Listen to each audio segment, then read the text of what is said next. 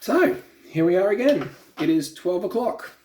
And I want to show you something really interesting that's happened. So, over the past couple, you would have saw my 9 o'clock update. But this is 12 o'clock. So, I want to show you something. As you can see here, I've kind of done different lines at each point. So, the bottom one was 8, 9. That other green one was 11 o'clock. And then the next one up is 12 o'clock. And you can see the level of growth. Okay, it slowed up, and then kicked off and went full steam ahead. Now, just taking one of my instant thermometers, it's just sitting on my fridge, so it normally gives us a good indication of room temperature. You can see now the room temperature is 20.5. So, well, actually 21. She's gone up a little bit. But in essence, what I'm saying is as the days progressed on, the temperature has come up. And as it's come up, you can actually see that purely and simply on this here, how it's actually risen faster. So the warmer the day is, the faster it will rise. Also, as it goes across time, you get more and more yeast growth and building in there and developing, and it will expand. It's an exponential curve. Okay, so what we're at right now is a point where, and I'll just carefully take the top off, and I want to try and show you guys something here. On the very top of this loaf, and I guess I might have to move them out, so just bear with me while it wobbles around a little bit. It's always fun. I should have actually probably tested this beforehand, but that's okay. That's right. I can't move it easily like that, so I'll explain what's happening. So on the top of this loaf, or on the top of the starter, as this rises, you get a bit of a dome. Eventually what happens is you start seeing that dome kind of flatten on the top. And we're kind of seeing that now on this one. It's getting a bit flat across the top. You may be able to see it through the glass here, but it's kind of flattening off a little bit, okay? And so that means it's almost reached its most maturity, where if we actually grab the other starter that's on the top of the fridge here, the white, and again, I put the markers on there, it's still a bit domed on the top. There's still a lot of structure, a lot of gluten holding it, so it's kind of expanding like a bread bun or like a hamburger bun has that kind of dome shape. That's what's happening. But this one's come up.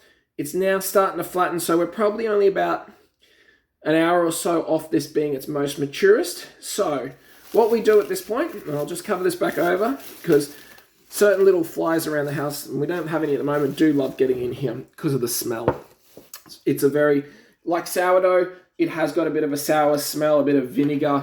Depending on how long you leave it, the smell profile changes, and also depending on the temperature, the smell profile changes. So what we're going to do is start preparing the flour mixture. And what I tend to do, and some people do it, some people don't, is I like to hydrate my flour before I mix the starter in. I always get this wrong. I believe the name's Autolyse is the process. And it's all around just starting the flour to build gluten. Now, with straight white, I've been told the Autolyse process, you don't really need to do it. I found the best results is to do this and give it about an hour, and you get the best results from your Autolyse. If you're using like rye or wholemeal or something like that, where you've got a lot more husk in it, you can leave it up to 24 hours from what I've been told. I've done one. I left it overnight, so I hydrated it at like 6 o'clock at night, and then I started using it at 6 o'clock in the morning. And it did help a fair amount. It made the bread a bit more workable, and I found when doing it even with the white, for beginners, it does make the bread a lot more workable than if you just added all the ingredients together. It becomes a bit sloppy. So what we're going to do, I'm going to do enough here for 2 loaves, a big stainless steel bowl. Now I said about putting the starter in stainless I won't do, but I will do my bread in stainless, okay? And that's just because from, again, reading into a little bit, the starters, when yeast is fermenting, it does produce acids. And because it's fermenting for quite a long time in there, I don't want to cause any issues, so I prefer to keep that where there's less yeast in this mixture that goes into here when you think about the water and the flour on top of it. So I'm not too concerned. But I've got a big stainless steel bowl, trusty knife again. This is what I always use for mixing. I do have a Dutch whisk somewhere in one of these drawers that I brought because someone recommended on a sourdough website. Great tool, but honestly, the knife's easier. So what I'm going to do is I'm going to make 2 loaves of bread, okay? So my loaves of bread, normally when I do them, they're 500 grams of flour per loaf. Okay, so we'll start by putting in this case, a kilo of flour. So again, back out to the trusty white. Now, no, I do not sift my flour. I've never had an issue with it. Some people do, some people don't. Personally, like I said, I've been doing this for a while now, and I've never ever sifted it. So it's never been much of a problem. So just get 1 kilo, which is there. Okay, so I've got 1 kilo good bread flour in there. The next thing we need to add is salt.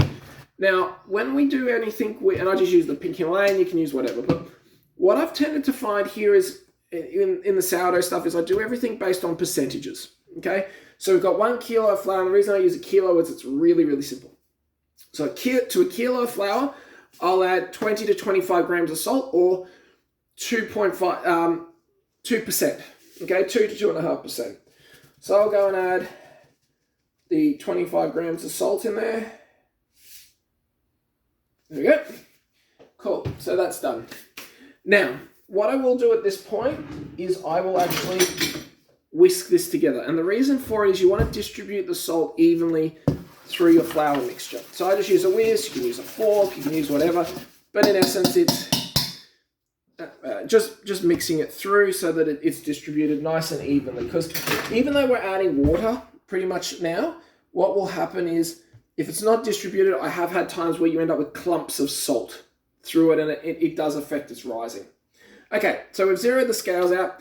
Now, I find best for me and for my mixtures and the bread and everything I use an 80% hydration. What that means is for every kilo of flour, we have 800 grams of water. Okay, so we've got our kilo of flour here with our 20 grams of salt in it. So now we're just going to add, again, straight tap water, nothing too flash. We're going to put 800 grams of water in here.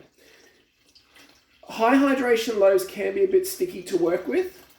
So my recommendation is if you want to not go this high, maybe start at 70%, so 700 grams of water, and start there. Anything lower than that, I find the mixture is a bit too stiff.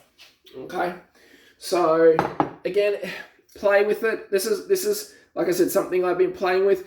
If you use certain different flours in here, so if you use kamut, spelt, any of those, you may have to actually add more water, because I find they absorb the water a lot more and they dry it out, and you have to add a little bit more.